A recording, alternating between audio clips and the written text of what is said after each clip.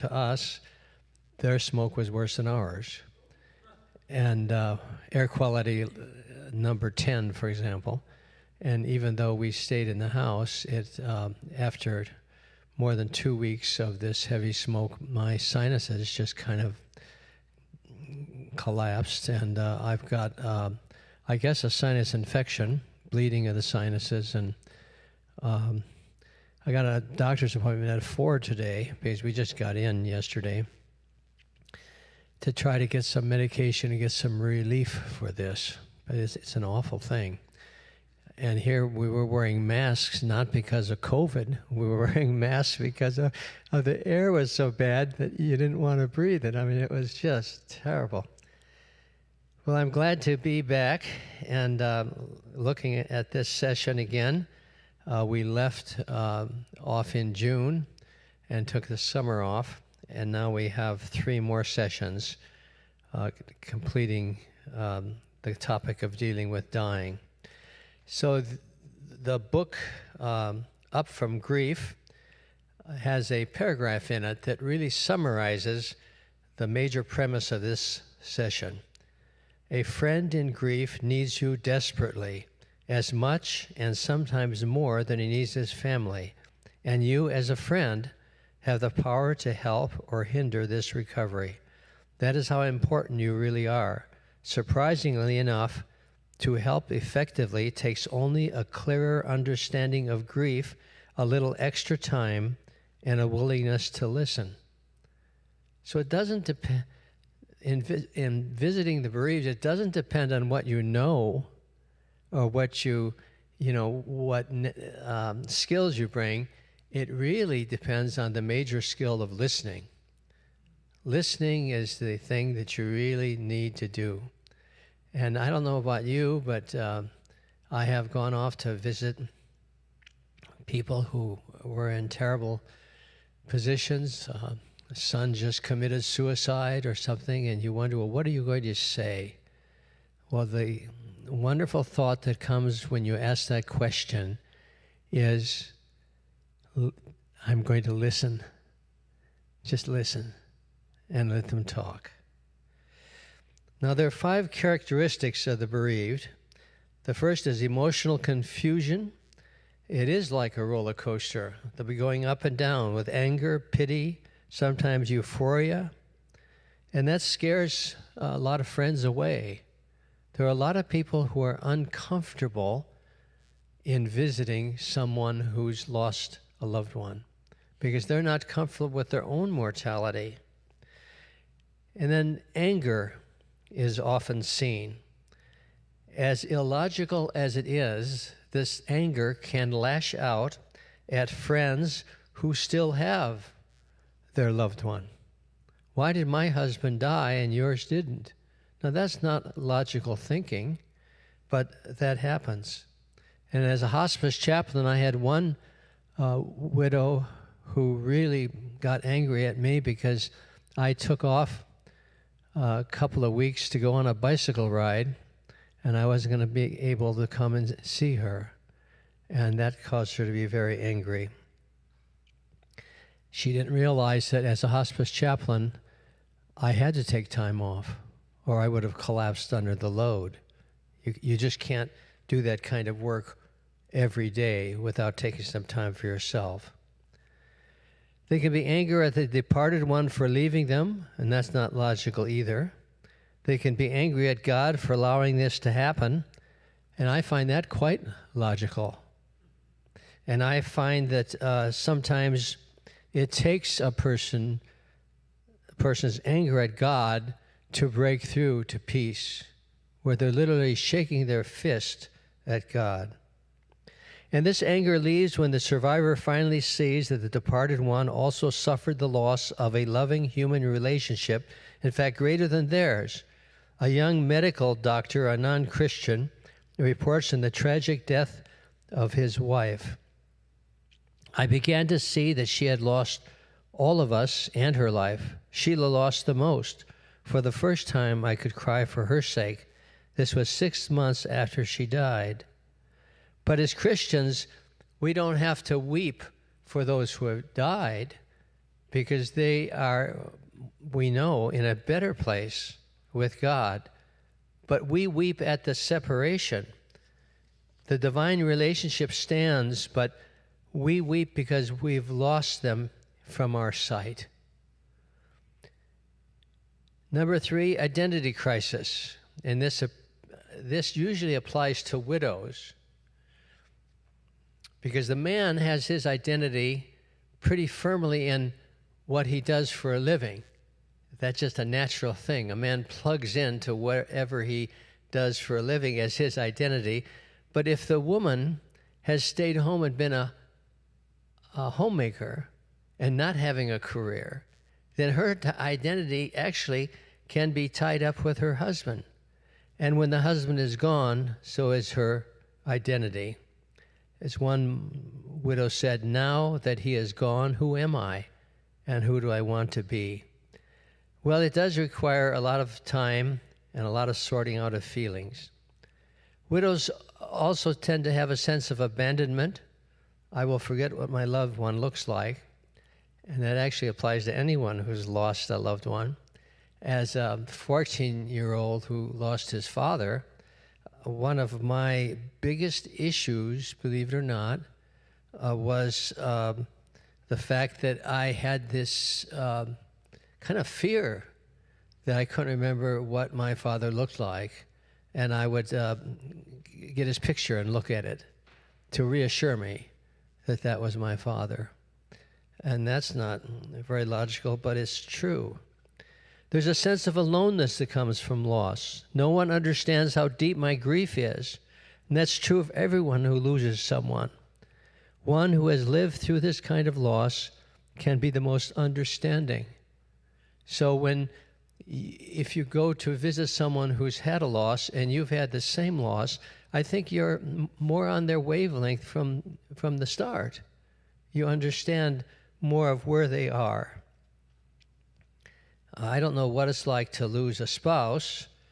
I know what it's like to lose a parent. I don't know what it's like to lose a child. And that, I think, would be the hardest of all. What do the bereaved need? Well, they need our immediate presence, and there is no substitute. As soon as you hear the news, if you're a close friend, go to them. If you're an acquaintance, you can call them or send them a note. And the important thing is to continue with the context in later weeks and months. There's nothing really as touching for people who are bereaved to have a contact that keeps following them. And so up to a year, I would contact once a month any person who within my sphere had suffered a loss.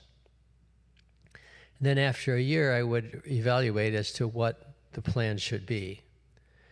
Then I've got here a quote from a book called Together by Your Side from a Catholic priest. He said, "The comforting Christian can relieve both the isolation and desolation by simply being present.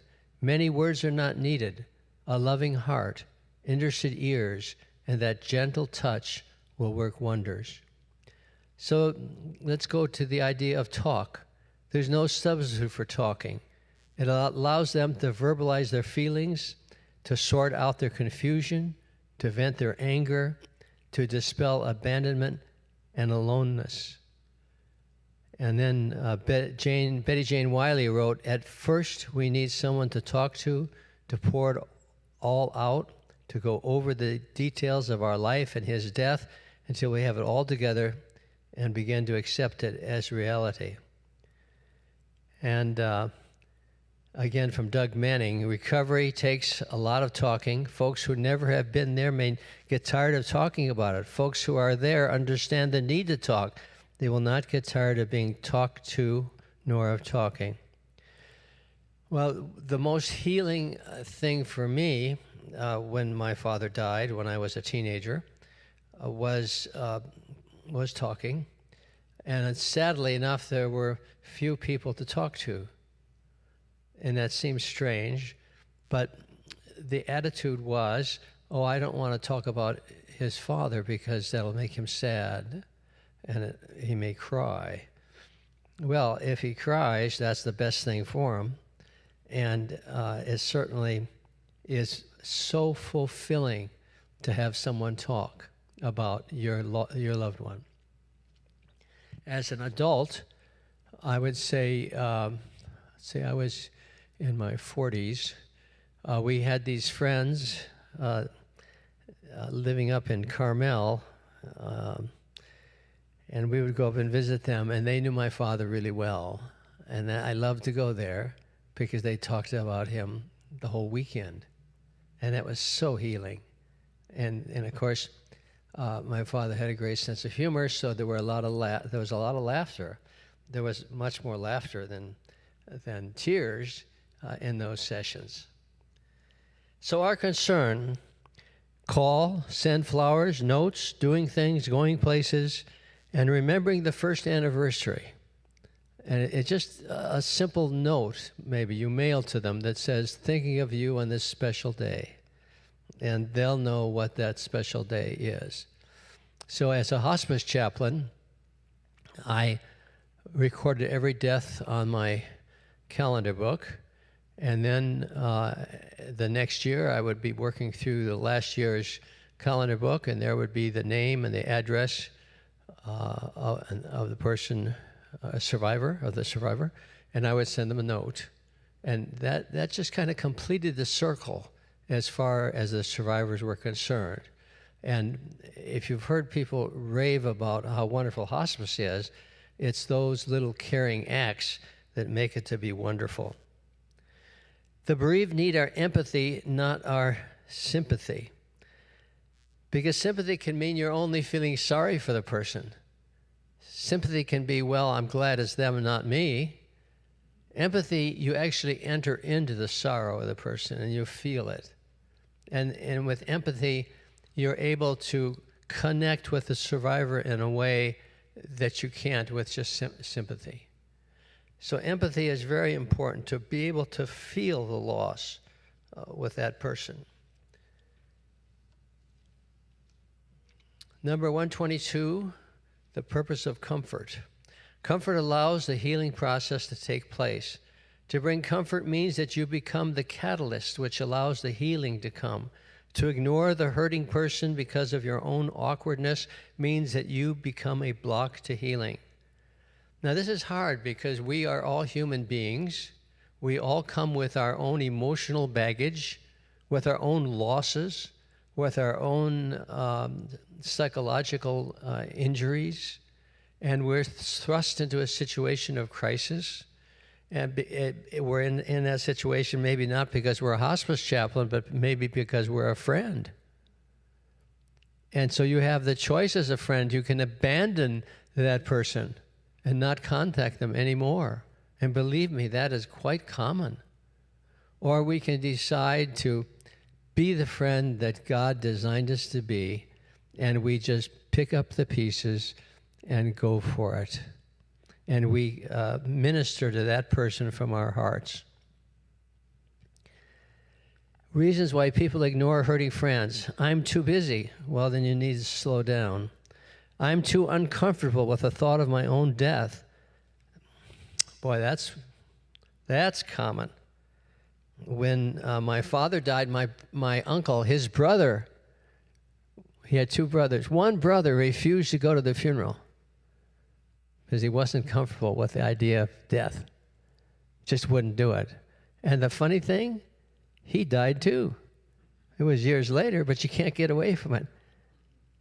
There's no excuse for being uncomfortable with your own death. You need to work on it.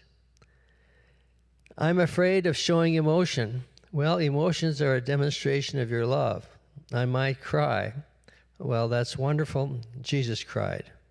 I wouldn't know what to say. Well, that's wonderful too. You just listen. Because in many situations, it's better off when we don't say anything. What should I do? And Robert Schuller had the vision, this Iowa pastor of a little Reformed church in Garden Grove, had the vision in the 50s, 1950s, of being able to reach out to people in a new way. And his mantra was find a need and fill it. And he built this gigantic cathedral. And it was very successful while he was alive.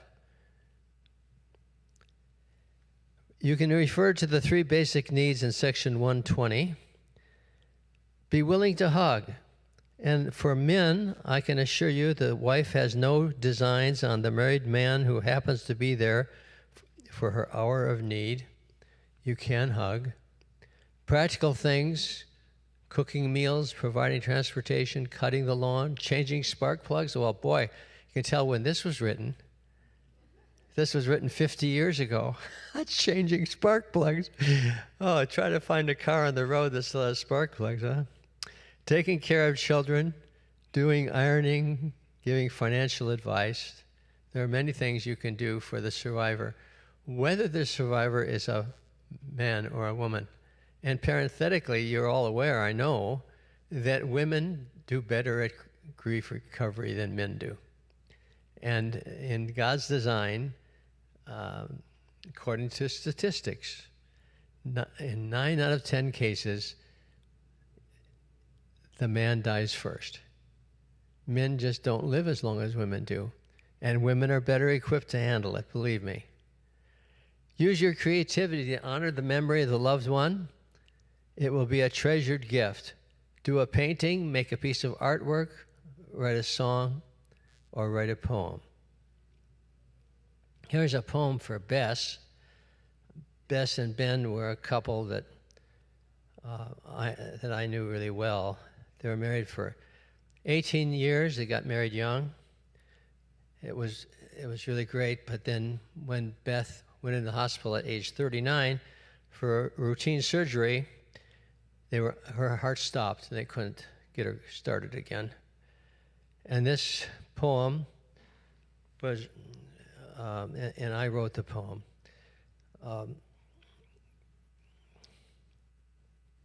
Was meant to help Ben recover, because here suddenly was a man who was ill-equipped for this loss, as men mainly are ill-equipped. They just aren't able to do it. So the poem says, Dear Bess, from our lives you were taken. Who would have thought it was time to die? We were shocked, saddened, left there forlorn. Dare I ask, oh God, why? You left us quickly, and in such haste we had no time to say goodbye. Somehow it seems like such a waste. Dare I ask, oh God, why? The sun sets upon the horizon, life's day is already by, yet so many things remain undone. Dare I ask, oh God, why? You were full of life and love, a friend on whom we could rely. Then came God's call from above. Dare I ask, oh God, why?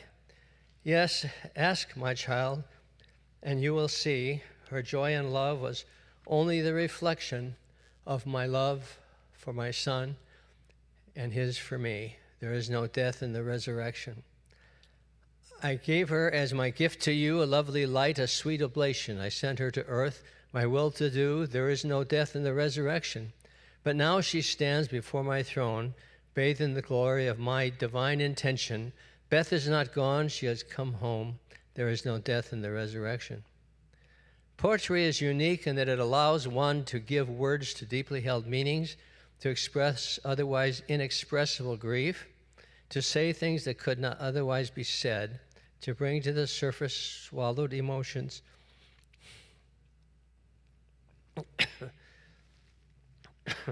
which later on can have devastating results, just completely resulting in a mental breakdown. So 9 months after the unexpected death of her husband, a widow wrote me this note. She said, shortly after the death of my husband, a very good friend sent me a poem that he had created just for me. The poem came at a time when I was lost. My husband was gone, confused by trying to do all of the things that I had to do alone without my partner, and angry with God for taking my husband and leaving me behind.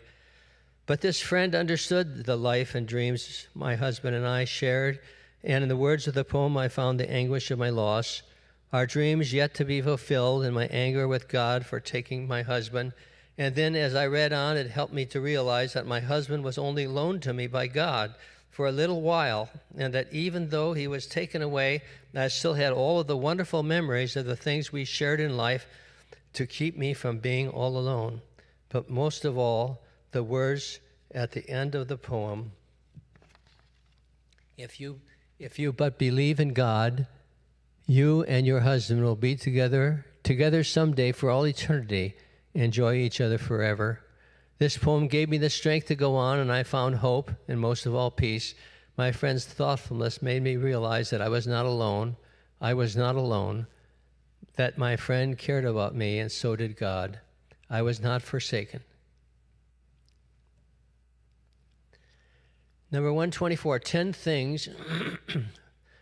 Here are 10 things that you should not say, although some of them might be okay.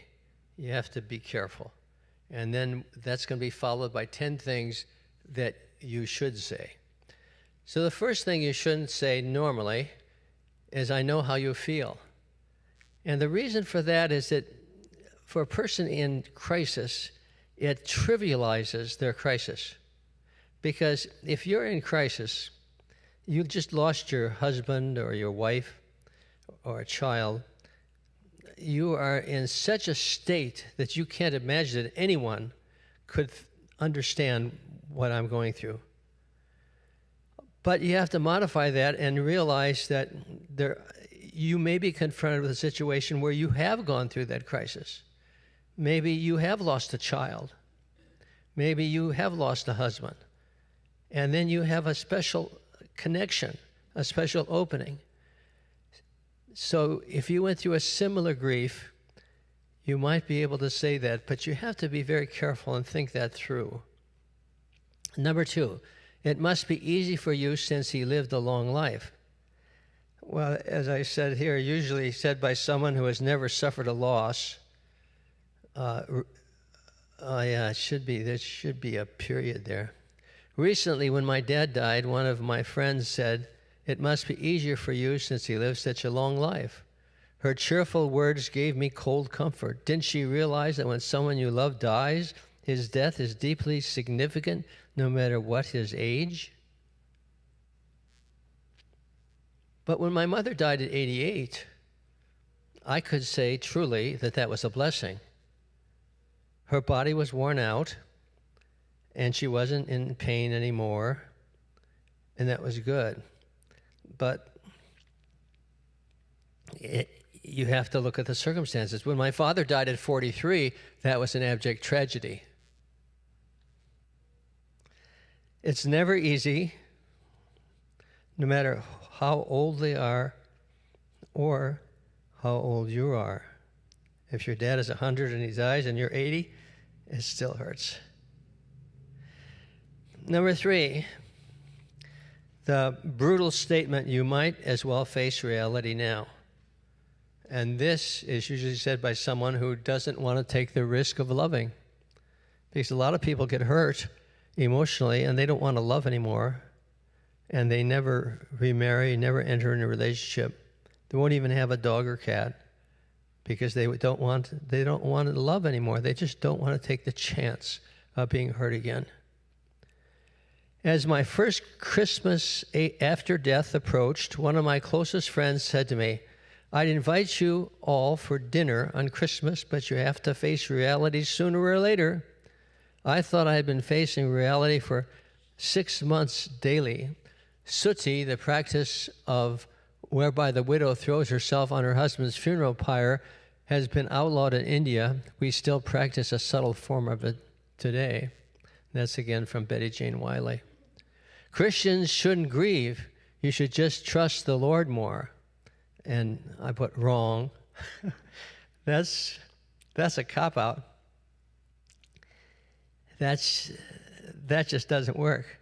It's usually said by someone who is afraid of their own mortality and has no experience with loss. When you look at the ranks of volunteers in hospice, there's one commonality. They've all lost someone. And that's why they're volunteering in hospice. They've gone through it. And so you wouldn't get a trite statement like that from a hospice volunteer, regardless of their religious orientation.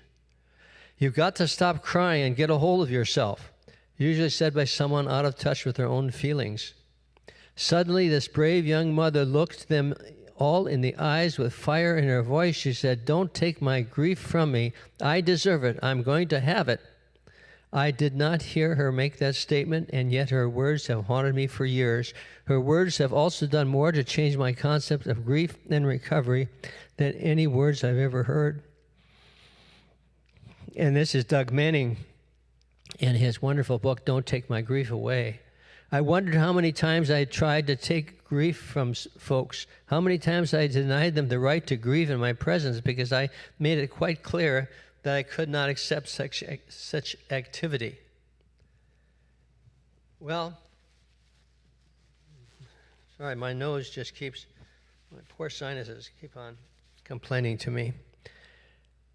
Number 6 of things you should say or can say, call me if you need anything. Well, that makes the speaker feel better, but probably he'll never get a call if he leaves it on her, if he leaves it on the bereaved person. So it's better to try to assure them that you're available for help, but then you need to follow up on it and call them once a month and ask her or him, "What? Yes, have something that you need that I could do?" And even if they don't, the fact that you would take the time and that you would remember to call them up is just striking. Number 7, don't worry. In a while, you will meet someone else and fall in love again. Boy.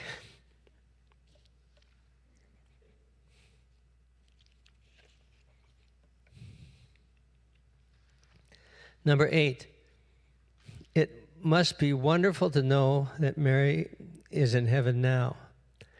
Well, I put that it's inappropriate. It is wonderful for Mary, but it isn't wonderful for her survivors. So going to be with the Lord is wonderful, but to blatantly confront the hurting person with a statement like that, I believe is inappropriate.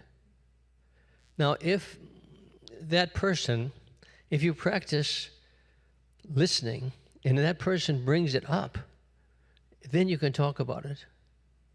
That's wonderful. And then here's one that I heard when I was grieving my father when I was 14. Time is the dull healer. Someone said that. And they were right. Time is the dull healer. But boy, it takes a long time. It provides a hopeless sense of determinism and that we're all trapped in it. It's something that a person not of faith would say.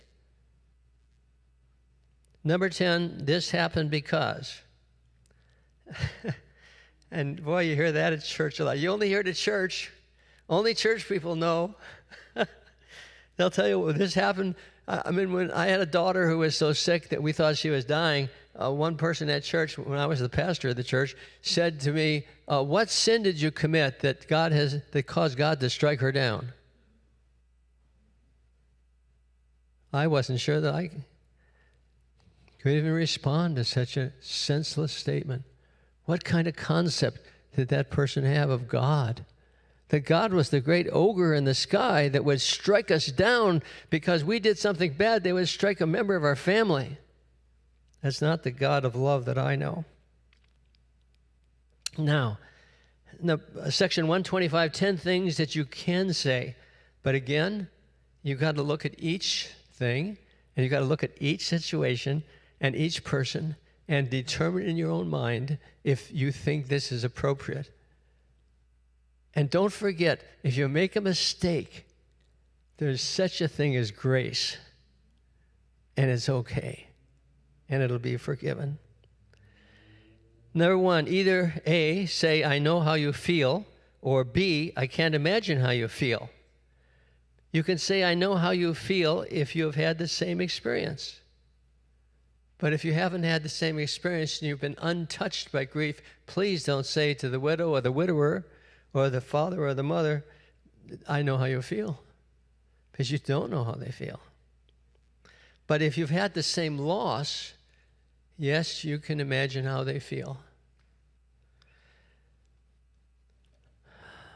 Under B, you can still share a grief experience of your own, perhaps different, or from someone else, or simply say that you never lost anyone and you don't know what it's like. We can be thankful for the full life that he had. God gave him as a gift.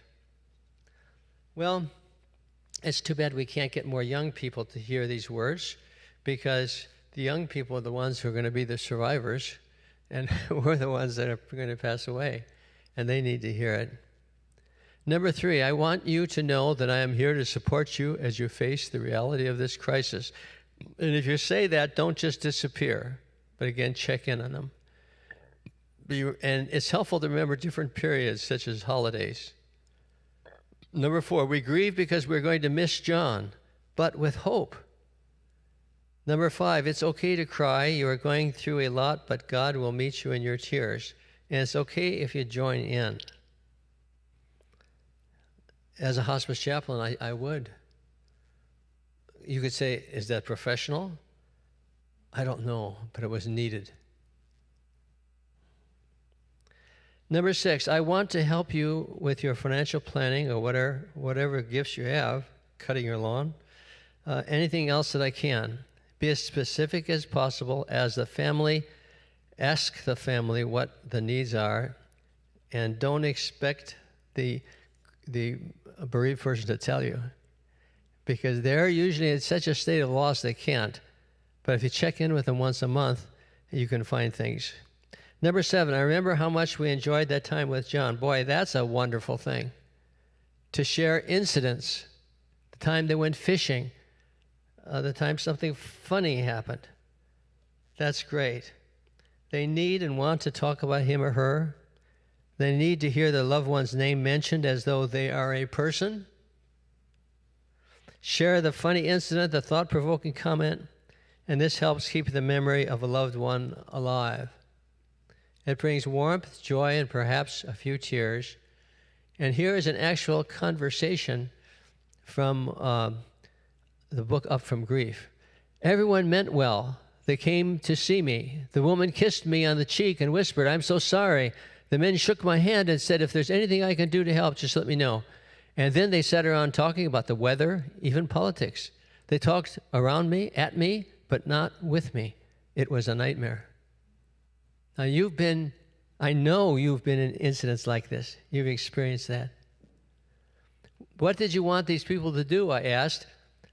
Stop pretending it was a social call. My wife was killed in an automobile accident. I wanted to talk about her. Some people cannot bear to talk at a time like that. I'm sure your friends thought it would be too painful. How would they know what to say? If they sat next to me for long enough to listen, I would have talked about her. That is how they would know. Boy, that really puts it together.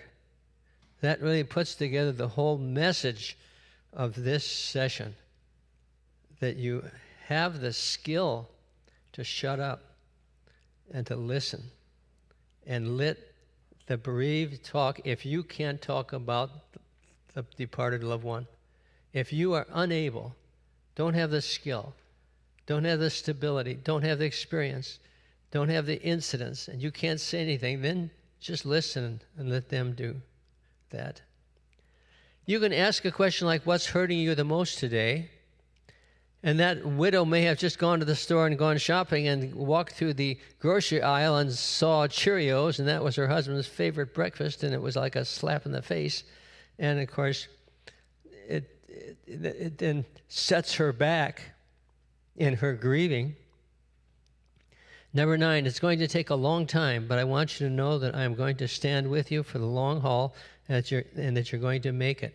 Don't be afraid to share with them that grief is a long process.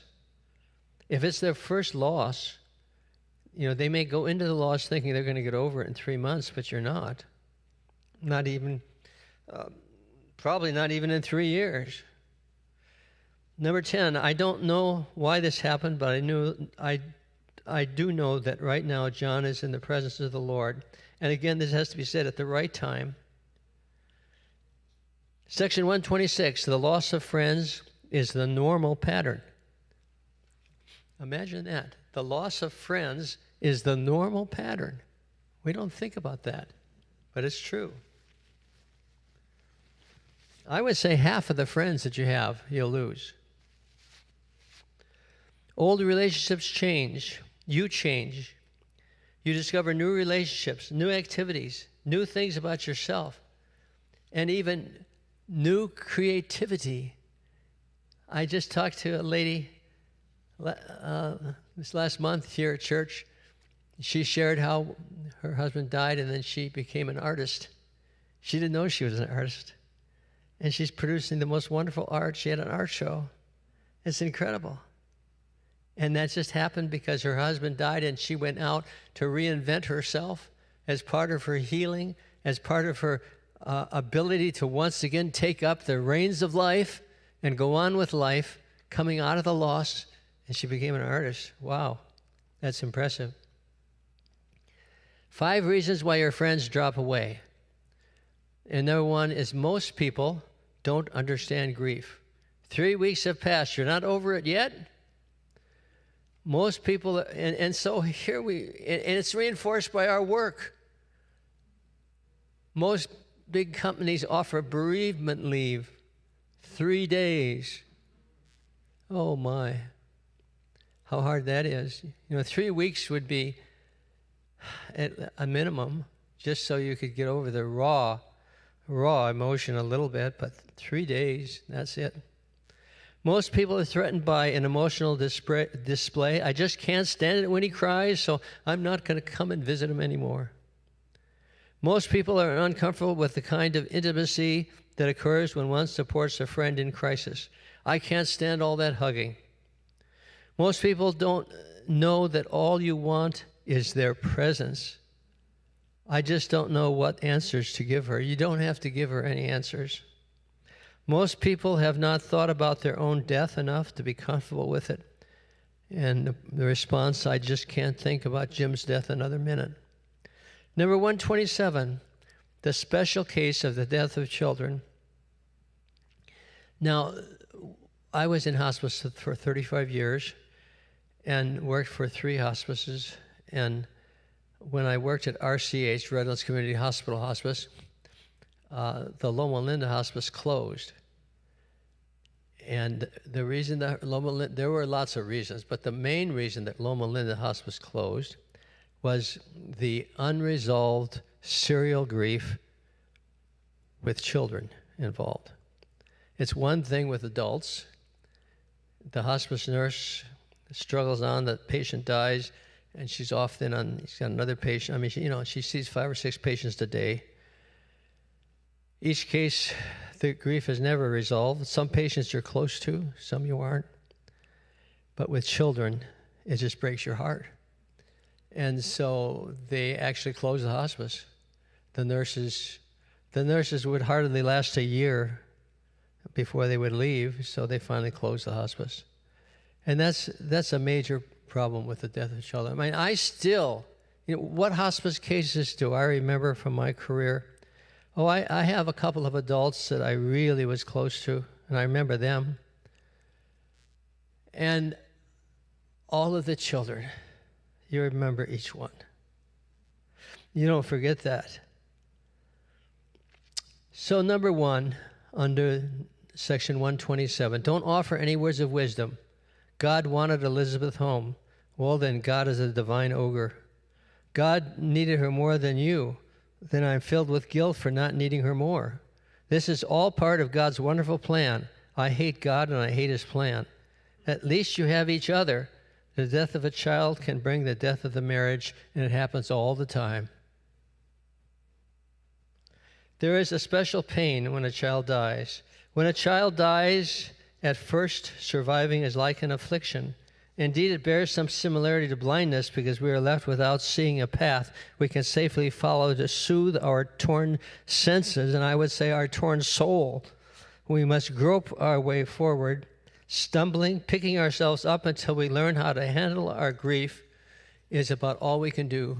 Just after Robbie died, the idea of living for any appreciable length of time was horrifying. All I could envision was an endless number of hours and days stretching into infinity and all filled with pain and grief. Boy, that's how bad it is.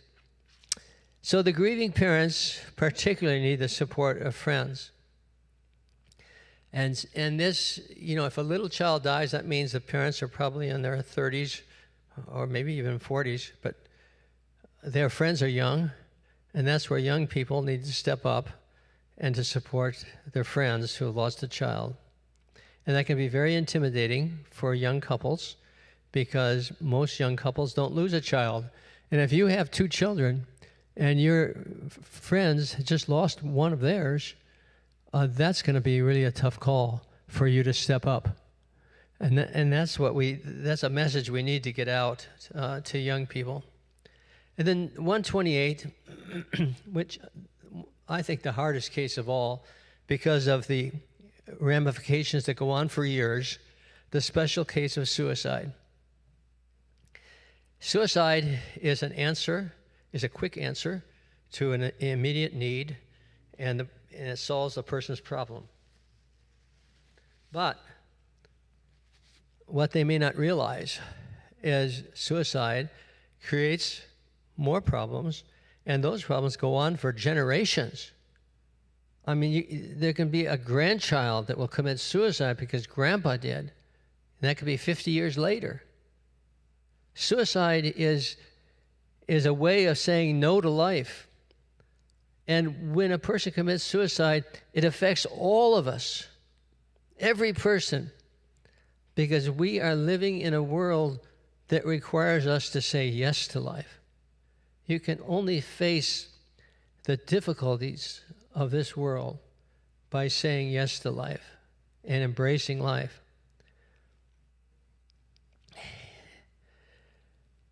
One person said, Judy Osgood, she wrote, "My son took his own life shortly after his 28th birthday. To me, it was a life interrupted, a life that did not have a chance for fulfillment. I could not understand why he chose death instead of life. Was love the reason? We had always been close. I loved him in a special way and knew that he loved me. So why?" And you talk about loss of friends. They drop off like flies. There is a social stigma to that. And those friends are just gone. And people can't face it. It's so tragic. I mean, in hospice, we had suicides, but normally they were a cancer-ridden patient, for example, who just couldn't face it anymore and committed suicide. But as a pastor, I mean, I had a suicide where a 27-year-old young man hung himself in his bedroom, and his mother found the body. And she called the police, and they called me, and I went out there, and it didn't just take my afternoon. It took a whole week of being there.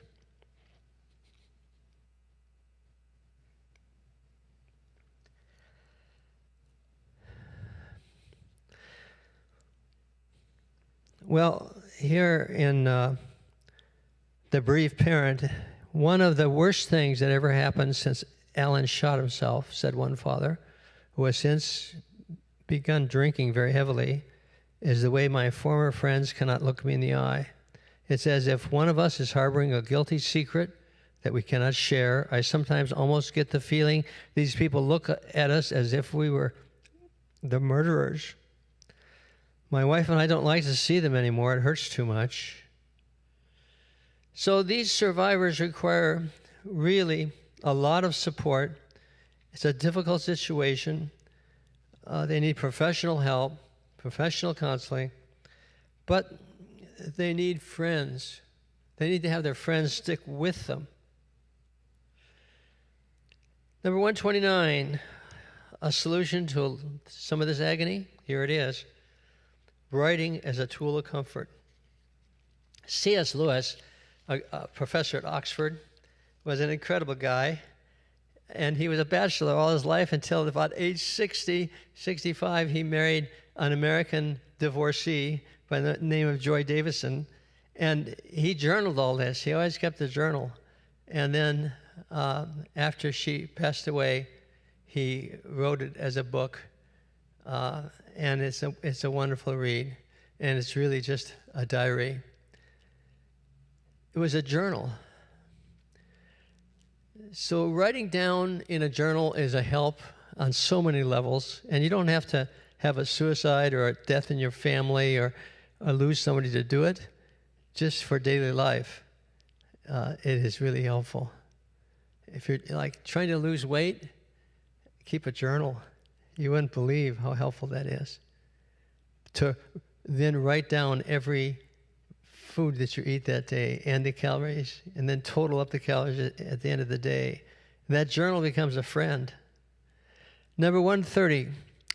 Here's an idea that very few churches have, but it's really helpful. Forming crisis teams, mobilizing the church for crisis. Teams of 5 or 6 people meet together regularly for prayer and training, called into action by the pastor with a specialized focus like spousal death or child death, parent death, divorce, loss of job. That loss of job business, that's a lot of grief. If you just ask a man who's lost his job, it affects the self-concept. Catastrophic illness. We had a member here with a son who's catastrophically ill. He's still ill, not doing well. Emotional breakdown, rape or assault. These are all ideas that could be done at a church, and I'm not suggesting necessarily that we do it, but it's food for thought. And maybe if someday we feel there's enough of a need, we could make a crisis team, for example, to deal with spousal death. Because we have a number of older folk in our church, and in trying to minister to them, that might not be a bad path to take. Train people, 4 or 5, to go into action to help when there's a death of a spouse. Now it's time for you to share. You can share your experience or ask a question, but we need to do it on the mic because it's being recorded, and the people who watch on television won't be able to hear it. I actually came today to see if you had any ideas. My ex-husband's son, my son, died last December, and I don't know what to say to my son other than, long term, other than what we did at the beginning. How do I handle a situation like that? I think the best thing you can do. Let's see, 1, 2, are we on now? Okay. The best thing I think you could do is to try to just spend some time with him, not necessarily trying to iron this out in the first meeting. But if you could, for example, get him to go somewhere with you or do something or come over for dinner or you need to get into communication with him so that you are able to share at a deep level. But to start off, I don't think it's very hard to just open the door on all of these heavy subjects without some kind of a bridge being built.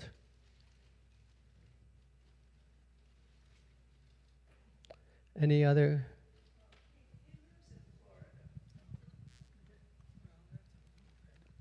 Oh, good.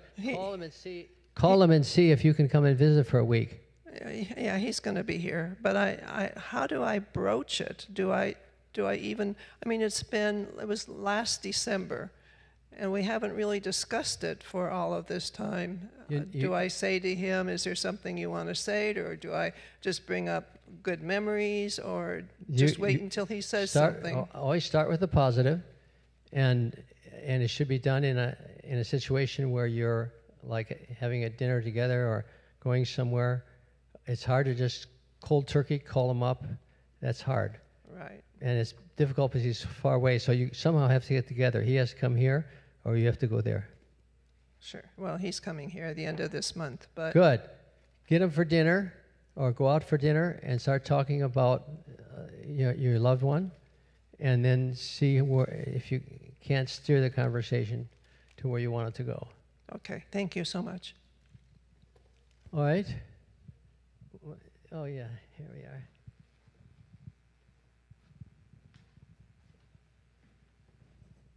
I just wanted to add on things not to say.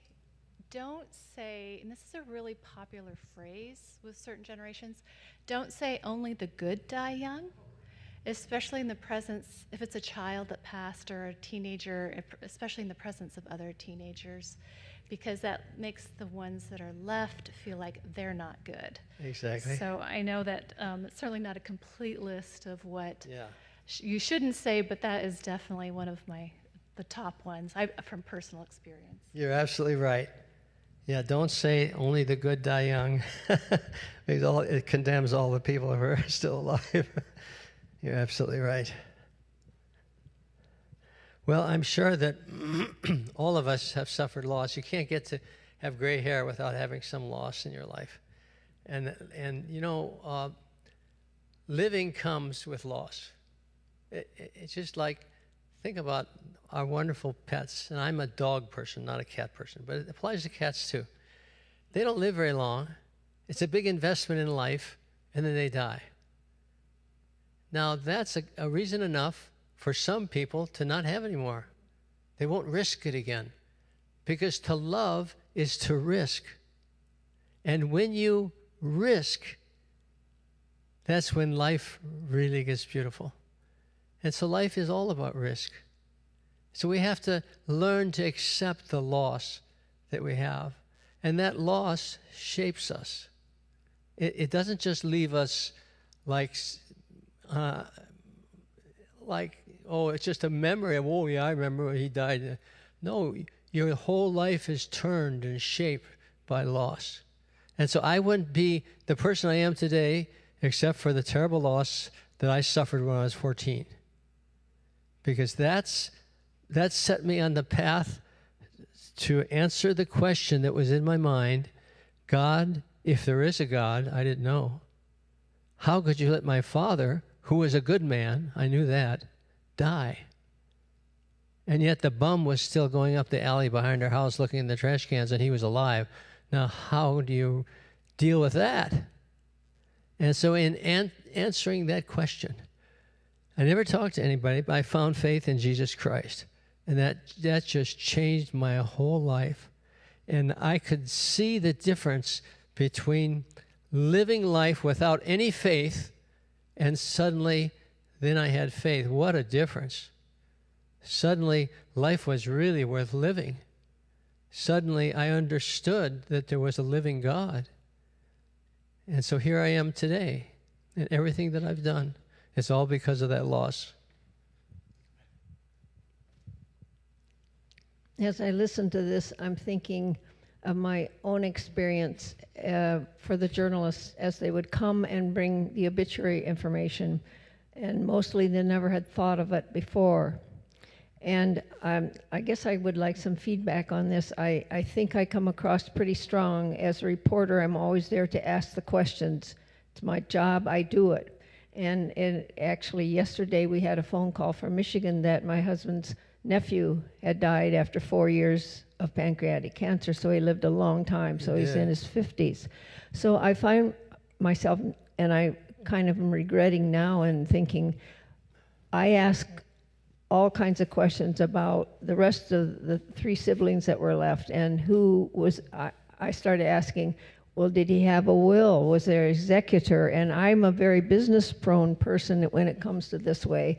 And I thought, and I haven't said this to Monty, but I was just wondering if maybe I lacked the more caring part of this and was more. I guess I'm after the grieving people to say, well, you need to think about this, because when they would bring the obituary and they didn't have any question, and so I felt it was my role to start getting them practical about this, and I think that helps people a little bit. Maybe they left my desk and went on to their own life with their grief, but at least I thought I helped center them a little on some of the things that had to be done. So I guess maybe you can help me see which way one needs to go, help people center on the practical things that need to be done, or help them really go to pieces grieving. Well, I think the key is you use your gifts, and you have a wonderful gift. Like, look at the article in the newspaper for this week for this session. That was excellent. So that's a gift that you've got. So by all means, use it. And I remember going to a church when I was a new Christian, and the pastor preached on the topic that if you don't witness to this person, they might not get saved and might go to hell. That was his whole purpose. And I was a new Christian, and of course I believed it. And then later on I came to understand that God has many little workers, not just me. And I'm human. And if I fail to bring the gospel to someone, God will arrange it for someone else to bring the gospel. And I also discovered in hospice that if no one brings the gospel, it's okay. Because in the last minute of life, in the last seconds, the last 2 seconds of life, a person can do business with God. And I can't tell you this long story of how I came to that conclusion, but I've discovered that, and it's true. And that helps so many family members who were worried about Uncle Henry, who died an atheist. And I tried to convince him he wasn't an atheist anymore. In the last seconds of life, a person can do business with God. Well, thank you so much. And we got 2 more sessions, and then I'll be announcing soon the topic for next year's seminars. Will be a little different. We'll get off of death and dying and suffering and all that.